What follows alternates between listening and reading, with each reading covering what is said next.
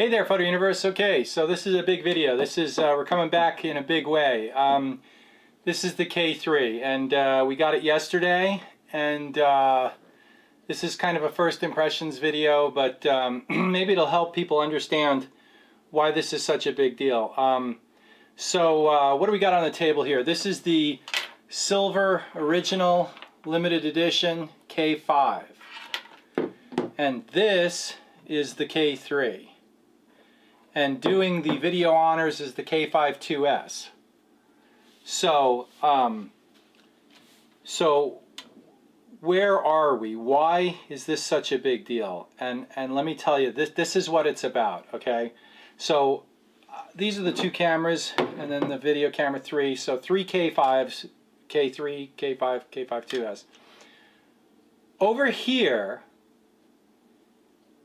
This is what I'm trying to, and I got some lenses over here, I got some lenses over here, but they're divided into two segments. And this is why Pentax is still alive. And this is why people are so passionate about Pentax. And this was the promise all along. And the K3 delivers.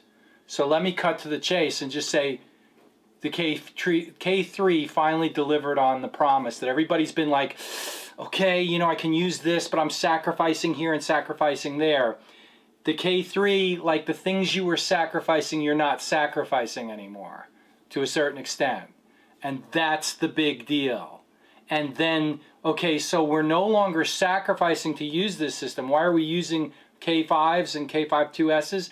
Because there's benefits. They're unique cameras. They're the smallest professional weather sealed, solid, I said professional because in my opinion these are professional cameras, okay? They're the smallest, lightest, strongest weather sealed cameras in APS-C, and that was a big deal. That's the big deal. They're not. So if you get a Canon 5D Mark III, you've got a professional, full-size, full-frame camera. Is it okay that it's full-size? Yes, absolutely. It's a full-frame camera. Got that. No problem. Why is the 7D so huge? Why is it the exact same size as a 5D Mark III? Beats me, because Canon and Nikon came about with the philosophy that their APS-C cameras were going to be full-size cameras, full-frame, full-size cameras. Pentax, right from the beginning, and it was a risky move back then. Maybe it was all they could do, right? They're a really small company. They said, we're going to embrace APS-C, and we're gonna make lenses for APS-C. These beautiful, there's the 15 f4 limited. That's an APS. Look at the size of that lens. That's teeny tiny for a 15mm lens because it's an APS-C lens. Nikon, they don't do these. Canon doesn't do these. They make full-frame lenses that you can put, that are full-size, that you can put on your APS-C camera, your 7D, your 70D, your 60D, your Rebels. Even the AFS lenses for Canon, which are APS-C specific lenses, are still sort of full-size. So, okay, enough about that. So that's why when we originally had the K5, people were making sacrifices to use that camera. But the promise has been delivered on with the K3. And what am I talking about? Well, over here I got the Sigma 8-16, which sadly Sigma is no longer offering in the Pentax mount. I don't understand that at all. They're still offering it in Canon, Nikon, and Sony. Really? If anything, the Pentax is the ones that you guys need to make this lens for, because there's no choices. There's less choices in Pentax. But anyway, having said that, you can pick these up used. Fantastic lens. So this is an 8-16. This is my wide-angle landscape lens. Okay? Then here I've got my Tamron 17-50, which I'm going to back up with the Pentax 16-50 if it goes on sale Friday. And the price comes down to pre-map pricing. But that's okay. Here's a 17-50, and if it doesn't, I don't really care. This lens does it all. Why I would go with the 16-50, I'm looking for the weather sealing. Okay, so there's my 17-50, that's my normal zoom. And here's my Tamron 70-200 for Pentax, which, what a bargain this lens is.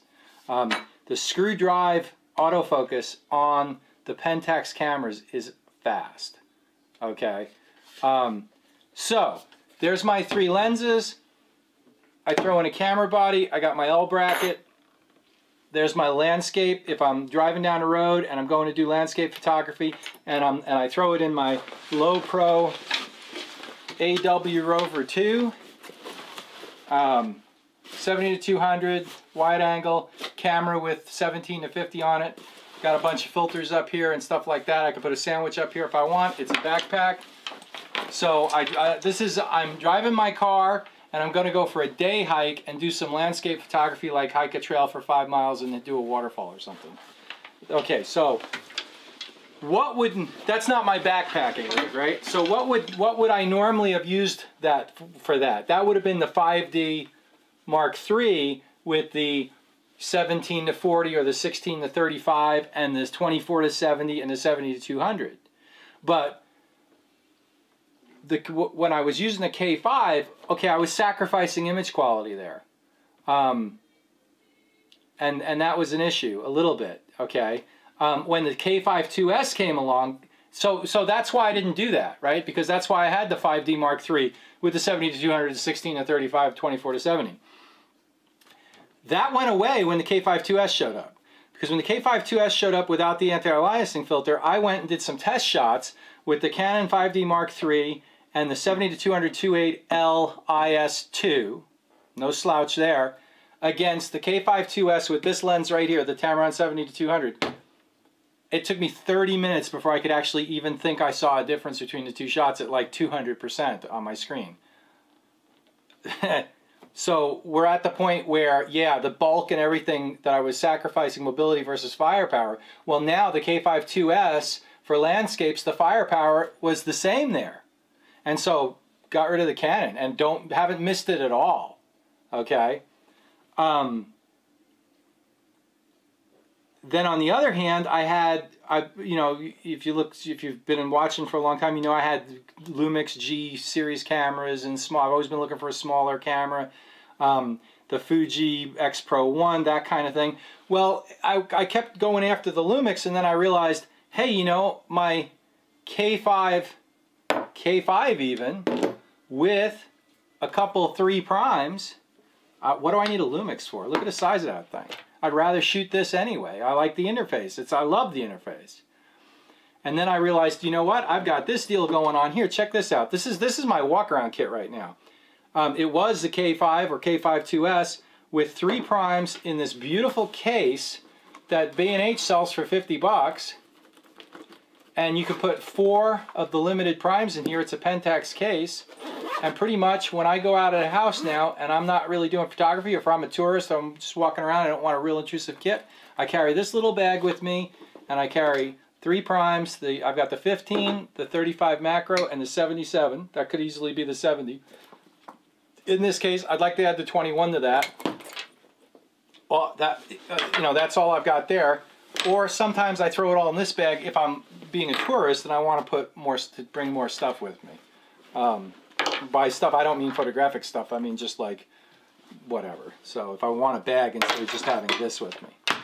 So that's my Micro Four Thirds, or my Nikon J series, the Nikon 1 series.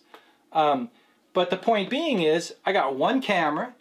I got my large full frame landscape covered now with the 5D, with the K5 2S and the K3 for sure. Okay, there was What Digital Camera did a review, and they said that the K3 resolution was almost as good as the D800, which is a 36 megapixel full frame. I believe it. I believe it, because the K5 2S at 16 megapixels was neck and neck with the 5D Mark III, 20 megapixel full frame sensor. I mean, fascinating. So, and the preliminary results just from 2 days, you know, 24 hours shooting with this thing and looking at pixel peep, and I don't have a problem with resolution. It's not about resolution anymore. The image quality is not the problem. So, That's the allure. So now what we've got now, and that's the key, and this is what we need to understand.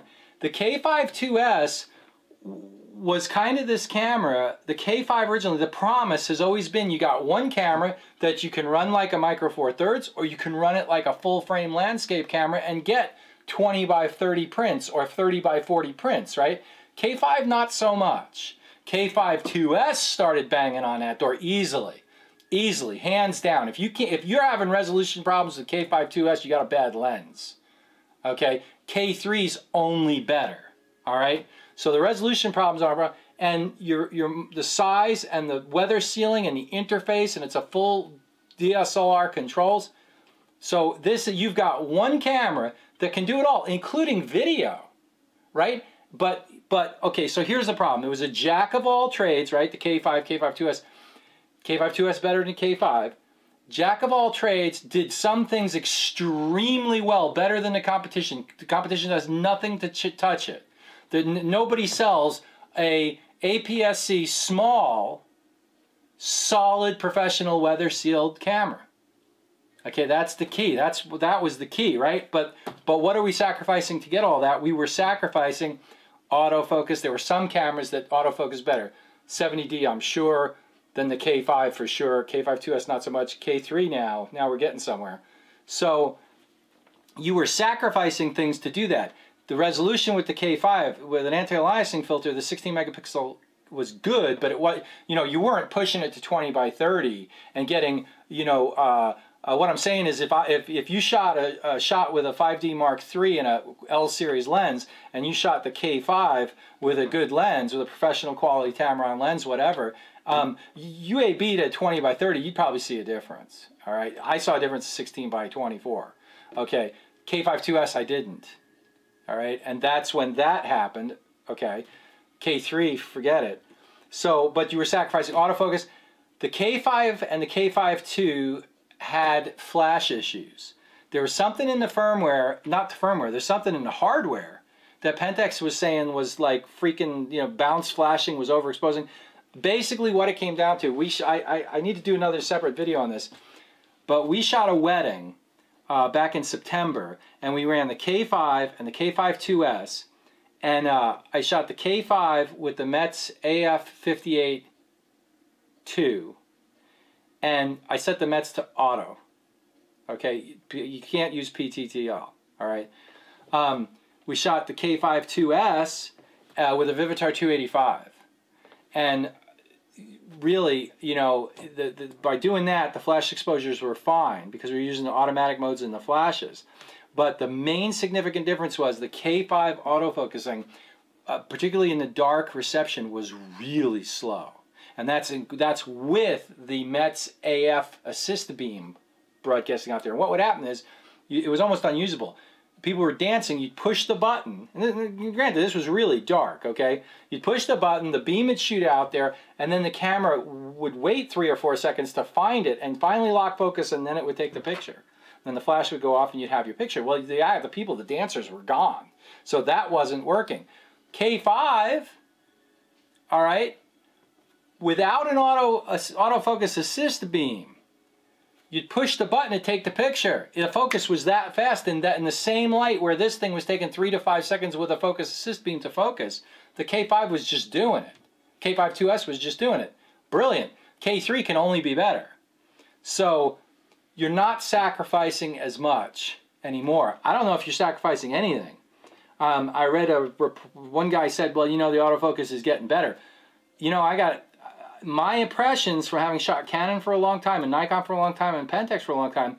The Canons were fast. They weren't very accurate, right? You can be a lot. You can be a lot faster if your margins for error are wider.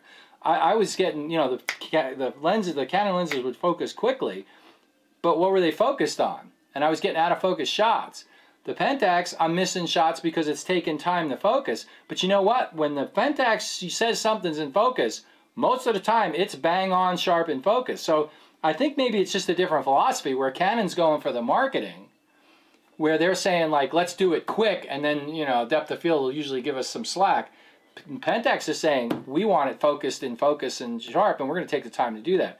Now, having said that, the K3 and the K5-2S is much faster than the K5 was. So particularly with the K3, I haven't messed with it too much, but so far the autofocus seems better than the K5-2S, and the K5-2S was pretty good. Okay, so in the K3, specifically about the K3, where are we now? The flash is fixed, okay? So specifically going over things I've picked up in 24 hours on the K3 testing it, the flash is fixed as far as I'm concerned. Now I read a thing on D-Preview where a guy said, on one of the forums, a guy said, oh, there's a lag. I'm not picking that up, okay? Maybe you got a setting wrong or something. I don't know what's going on. I mean, if there is a lag in PTTL with the K3 and the METS or the onboard flash, it's 0.2 of a second. It's not like 3 seconds or we're waiting to take a picture. I mean, maybe it wasn't there. It doesn't seem like a thing to me. I'm gonna dive into that a little bit more and see if what's the story. But I didn't notice it at all. So I'm not sure why it's a complaint. I mean, I'm pretty sensitive to those kinds of things. So, so jury's out on that one. I don't know if it exists. But the flash metering is absolutely bang on. It's got the K3's got the 86,000 pixel sensor in there for regular metering, and they put it over onto flash metering too. And it's as good as the Nikon good flash. It's as good as Canon when they finally got their act together with their 76,000 sensor pixels, so whatever it is, segment metering, whatever. You know, Pentax flash is now, flash metering is now up to scratch. Personally, I use a METS AF58 AF2, and I've had no problems with it. I'm used to that flash and I like it. Some of the new Pentax flashes are looking really good too. But so basically you're not sacrificing flash anymore with the K3. K5-2S, K5 PTTL was jacked on those cameras, and I'm telling you right now, and that's as a wedding photographer who uses flash all the time. I was setting my METS to A. It worked. It was great. It wasn't PTTL. K3 so far seems like it's Nikon Canon quality flash. So if Rico had a hand in that, good job. This dial lock on the K3, these are just little things that I picked up right away that are just brilliant. So I can have my mode dial locked where I have to push the button to turn it, or I can flip this switch and just turn my mode button any way I want. That's the best implementation of that deal there that I've seen on any camera that I've ever used. That's brilliant. You can have it both ways physically. That's brilliant. Canon on the 7D, there's no lock. You can send the camera back and they can send you one with it. They can put the lock in for you. But you can't have it both ways at once. This is brilliant. That's the way, because sometimes I want it locked and sometimes I don't. It's a little thing, but man, that's cool. Okay. Okay, one thing that changed between Rico taking over and Pentax, and it may seem like a funny thing, there's PhotoCat. Hit the road, buddy. Come on. Get out of the way. Thank you. Okay. One thing that changed between Pentax and Rico, which is kind of a funny thing, you wouldn't think that this would be something you could screw up. The manual, the paper manual that I mean, I guess it's better than them giving you a disc like Canon does now, and you have to put it in your computer to read the manual. At least Rico is still giving you a paper manual. But having said that, the paper manual with the K3, there's 2 pages on each page, so there's like 4 pages on each. It's absolutely teeny tiny print. The manual sucks. It's like printed on used toilet papers. I mean, it's just, I can't believe, I mean, the Pentax manual was pretty good for the K5 too. They always have been. But obviously now they switched over to Rico printing their manuals for them and designing their manuals for them. And the manual on the K3, the instruction book on the K3 sucks. The good news is it's so much like the K5, I don't really need it. It's just a reference for me. There's a few things I'd like to know how they work. But I mean, seriously, you need a magnifying glass. I mean, maybe I'm getting old, I'm sure of that. But holy smokes, that's a bad manual. So that's a funny thing. This is my Kirk BLR7, BLK7. And this was the original L bracket for the K7, and it fit the K5, and it fit the K2S, and now it fits the K3. Brilliant, brilliant. So now my brackets still fit, my camera plates, that's for mounting to my tripod. That's fantastic. So what I infer from that is that the battery grip, the BG4, would fit, but from what I understand, the pins are different for different power options. They computer interface or whatever. People are rewiring their BG4s to fit on their. That's ridiculous. I need the BG4 for my K5 2S and my K5. I'll get a BG5 for my K3, no sweat. Just love the fact that I can still use. I mean, I've got like a couple $100 invested in different plates, and I'm thrilled that these still fit. I hope that the plate on the bottom of my BG4 fits on my BG5, and I think it will. But I'll let you know on that. So that's basically it for now in terms of where we're at with the K3. I'm impressed. I am more impressed with this camera than pretty much any camera I've had in the past 30 years. Seriously. Because it's the thing is it's your micro four thirds camera that you carry around with you. It's your point and shoot that it's small and lightweight and compact. I mean, look at that. That's it, right? And you're well serviced right there. You've got a 15, a 35, and a 77. That's street photography. That's brilliant. Look at the size of that kit, right? Weather sealed. I know these primes aren't, but that's okay. The camera is, and so you can get you got to protect. But look how small it is. You can put it on your jacket, or take the same camera body, bring it over here, and now I'm doing world-class landscapes with the same camera body. So I don't need a 5D Mark III. Or a D800 or a D6 or a D600 or a 6D, and over here I don't need a micro four thirds or a point and shoot or a tiny I can do my street photography. I can do my landscape photography. I can put this lens on this camera with the autofocus. I can do sports photography to a certain extent. I mean, again, I think that the system is not designed for sport. I don't expect to see guys shooting football for Sports Illustrated be running a K3. I get that, okay? But that's not what this camera is. There's plenty of guys on the forums that are shooting birds in flight with these cameras with really long lenses. They're not really having much of a problem. They're getting great photographs. So, but are there better options for that? Sure, yeah. If you're shooting NFL football games, you're going to have a 500mm Canon lens on a 1DX and just shooting 12 frames per second. I get that. But for everything else, for one camera, one size fits all, this was good. K5 2S was better. This is brilliant. Okay? If you're going to have one camera and do a bunch of different kinds of photography, this is it without breaking the bank. Okay, and the other thing is image quality. Like let's stop chasing image quality in the sense that we don't have to anymore. It's there. If you're not getting a shot, it's your fault. It's the gear is capable of doing 20 by 30, 30 by 40 prints. We're not chasing image quality anymore. We can move on to getting good images, and this camera, it solves that problem. The image quality of this camera is we're not making sacrifices anymore. This camera does it all. It does our landscapes. It does our street photography. It does our portraits, and it can do weddings. It's really fascinating how with the K3, like Pentax is really could be a player now. The only thing that I think is going to hold that back is the fact that I don't think they've been making some really kind of niche stuff for so long. I'm not sure if anybody's going to realize what's going on with this camera. Delivering on the promise of the K5, that's it. Now it's a different ball game, right? Now we've got a small, solid camera that's weatherproof, that's got an interface that nobody can touch. The menu system is brilliant. The layout is brilliant. The operation is brilliant. This camera doesn't fight you. It works with you. One of the reviews I saw on the internet, guy from Australia, really cool guy, Blunty.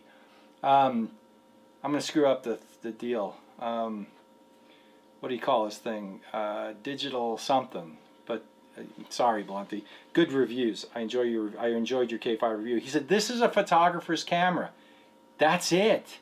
This camera doesn't fight you. This camera's fun to use. It's a play. I've said it before about the K5, but now we're even better.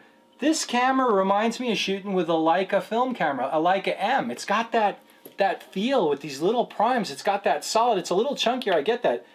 This camera is a pleasure to shoot with. And now, knowing that I'm not making those sacrifices, that I've got an autofocus system that's competent finally compared to the competition, that my flash is bang on, that the viewfinder and the video mode is now where I've got my headphone, I can set the audio levels on my video. It's not just automatic. I mean, yeah. So that's my initial impressions. If this camera actually caught on and people started buying it instead of like 5D Mark IIIs and D800s, and really what this camera makes obsolete in my mind is the 6D and the D600 or the D610. The autofocus in this is better than the D6D. I'll tell you that right now. And the image quality is comparable, if not better. And that's an APS-C compared to a full frame. I mean, really. So now the people with 60, the people with 6Ds and D600s and D610s, you just heard me say that like you made a bad choice, and I didn't say that. There's nothing wrong. I mean, pardon me. We're at the point now. You have a 610 or a 6D or a D600 or a D610. What are you complaining about? Don't worry about what I have to say. Go take pictures. Because you got a great camera. You can't buy a bad camera now. What I'm saying is that this is something special, okay? Your 6D and your D610 are exactly the same things. They're apples and oranges, okay? This is diamond. That's the difference. And if you haven't shot with one of these, try it. In my opinion, obviously. So my point is there's plenty of choices for a D610 or a 6D. They're big, they're huge, they're big lenses, all that. Got that. You're getting the same image quality, but you're getting, a sports car here when the interface is brilliant. So that's initial impressions on the K3. Give me a couple of months and let me get some shots with this thing and run it through its paces, and we'll be able to comment on the real image quality. But the promise of where we're going with this image quality is, I mean, I've been very well pleased and totally satisfied with the image quality for my K5 2S.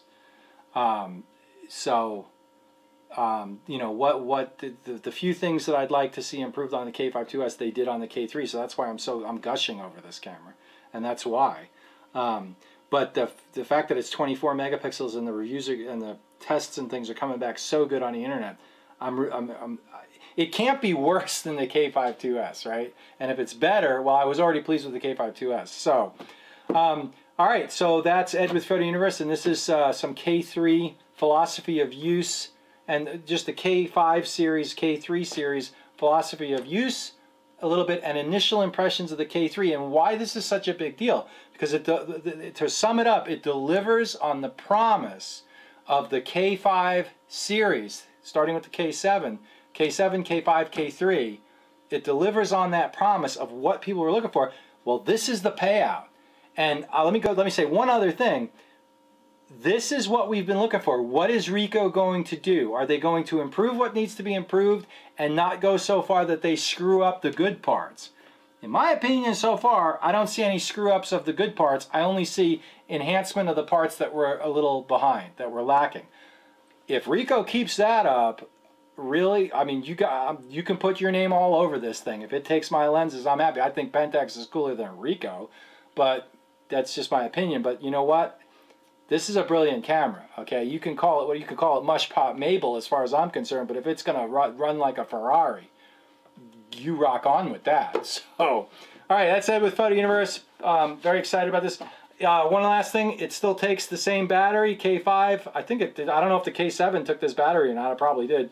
K5, K5 2, K5 2S, K3 takes the same battery too. Brilliant. It doesn't get any better. So, there it is. Okay, Ed with Photo Universe, thanks a lot. And more reviews and impressions coming up on the K3. Looking forward to getting out there and shooting a bit. So, have a good one.